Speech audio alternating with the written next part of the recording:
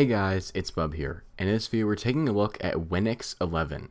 Now this is the rebranded, renamed version of what used to be Ubuntu, which we actually took a look at back in December of 2023.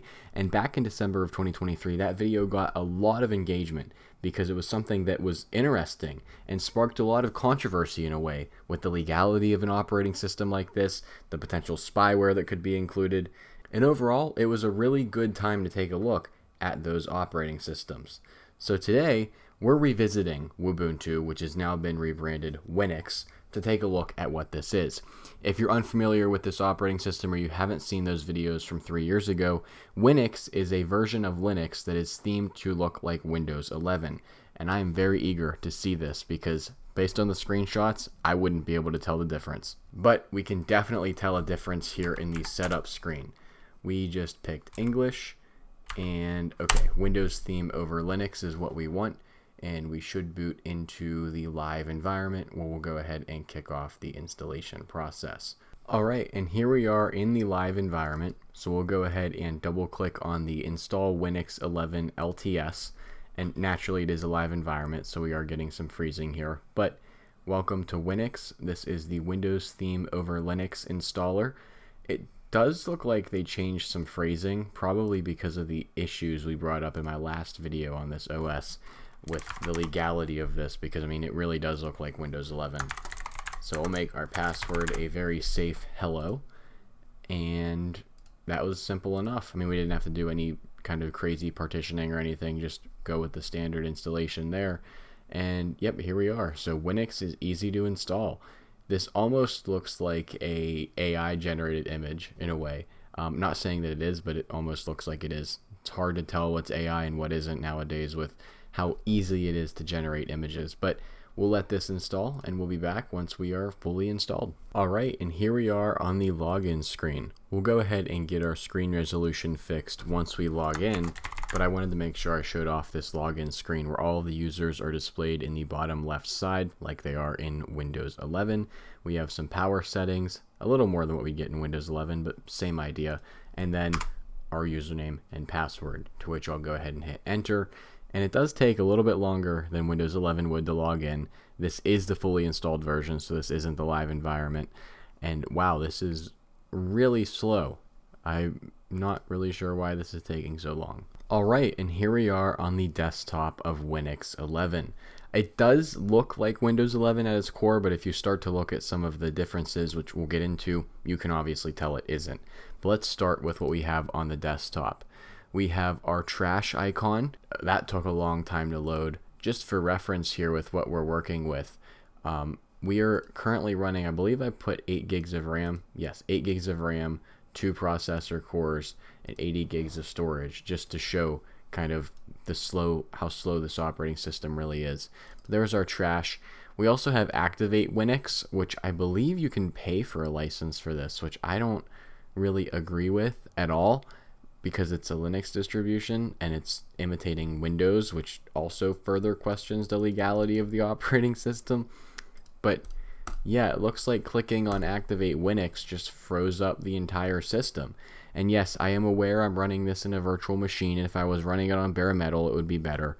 But I'm virtualizing an operating system. This is something I do every week. Looks like that is trying to open Microsoft Edge, and it is the real Microsoft Edge. Which I knew there was a version of Edge for Linux, I just never really thought about it, and I guess we got it. So opening the Activate Winnix just opened us into a blank Edge document. So I really want to see what this Activate Winnix is. Oh, it's Winnix Professional, a one-time payment of $35, which is usually $70. Yeah, we're definitely going to pay for that. And then lastly, our icon is Microsoft Edge, which we were just in. Let's go down to the taskbar here, and starting over on the right side, we have our Show Desktop button. We have a Copilot icon that I assume opens a web view for Copilot. Again, even Winnix has Copilot embedded in the OS, as I would have expected from Microsoft. We then have our calendar, the up icon, which I can't click on right now because clicking on Copilot has frozen the entire operating system. Again, I am not truly impressed by the performance of this OS. And I don't recall having these issues previously, the previous version of Ubuntu or Linux FX. There we go. So that up arrow was our status and notifications, and then we have our wired connection, our volume settings, and our keyboard layout. Moving over to the left side, we have our Edge, we have File Explorer, we have Discover, System Settings, Run, another Run. Oh, this is the task view. That's the search. And this is our Start menu. Over on the very far left side, we do have widgets and the weather report, which I won't click on because I don't want to lag the operating system. Taking a look here in the Start menu, we do have our pinned and recommended. And then when we go to all apps, we can see we have quite a few different apps, including 4K video downloader. Okay. We have the ability to join an Active Directory domain and change the password in an Active Directory domain. I would not trust that application. Let's see what else we have here. We have a dedicated app for emoji selector. We have a lot more. KTorrent is installed. We have all of the online versions of Microsoft Office 365. We also have only Office applications, remote desktop client, Thunderbird Mail, Winboat, Xterm. So a lot of applications, many of which probably should not be or don't need to be included, but we have those applications nonetheless. Let's start taking a look at these applications that we have in our system, starting off with system settings, because I had to jump into system settings to actually change the screen resolution, and I thought it was interesting that they actually did a pretty good job at mirroring Windows settings.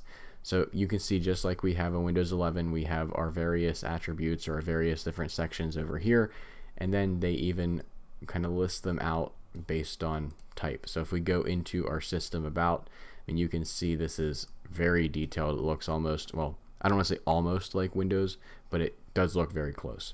We can see that we are doing a professional evaluation of power tools, which is what we would have to activate Winux for if we went that route, but pretty interesting nonetheless. Let's go into our File Explorer, which, as we saw, it is using Dolphin to kind of see what is going on here. So it does appear to have taken the icons from Windows, but other than that, I mean, there's not much really to say here. It's not really, doesn't really imitate what Windows 11 does from that perspective. Let's go ahead and right click on the desktop, where we can configure our desktop and wallpaper. We can change display settings. We can make a new file. We can rearrange our icons. We can refresh the desktop. We can even add widgets. We can add a panel, and we can enter edit mode, which I guess lets us move some things around. Interesting. Okay, and then let's see if I can get out of this. There we go, perfect. Let's see what kind of wallpapers we have, because this is like a modified Windows 11 wallpaper that they call Winnix default here. And it does look like it changes based on the system theme, so light theme, dark theme. So we definitely have quite a few icons or wallpapers in here by default. With that being said, this was a really high-level overview of Winux 11.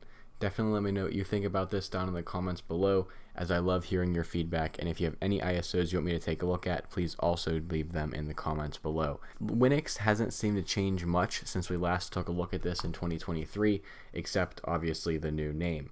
So with that being said, if you like this video, make sure to drop a like and subscribe if you're new around here, as I do all kinds of different technology videos, including device restorations. And with that being said, I'll see you all in the next one.